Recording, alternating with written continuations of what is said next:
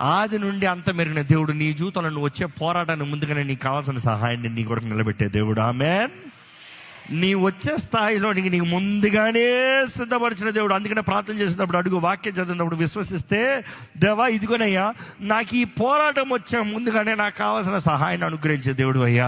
కొన్నిసార్లు నీకు అర్థం కాదు దేవుడు ఎట్లా చేస్తాడు. ఎందుకంటే కమింగ్ బ్యాక్ ఇక్కడికి చూసినప్పుడు దేవుడు ఎట్లా చేస్తాడు, దేవుడు ఎట్లా చేయగలుగుతాడు, ఈ పరిస్థితులు ఎట్లా అవుతుంది నీకు అర్థం బాగుంచదు. దేవుడు సడన్గా ఒక తలుపు తెరుస్తాడు, సడన్గా ఒక మనిషిని పంపిస్తాడు, సడన్గా ఒక సహాయం వస్తుంది.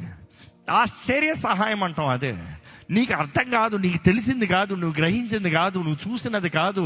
అందుకనే never decide before believing or seeing. నమ్మి చూస్తానికి ముందుగా నోరు తెసి మాట్లాడద్దు.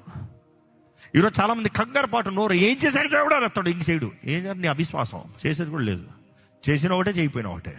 ఇదో కొరసకనే లేని వాడు దేవాన్ని మొరపెట్టు. ఇక్కడ చూడు, వీరైతే గోనె బట్ట వేసుకుని ప్రార్థన, దేవుని సన్నిధిలో సమర్పణ, దేవుని మొరపెట్టుకున్నారు, ప్రార్థన చేశారు, దేవుడు కార్యం జరిగించాడు.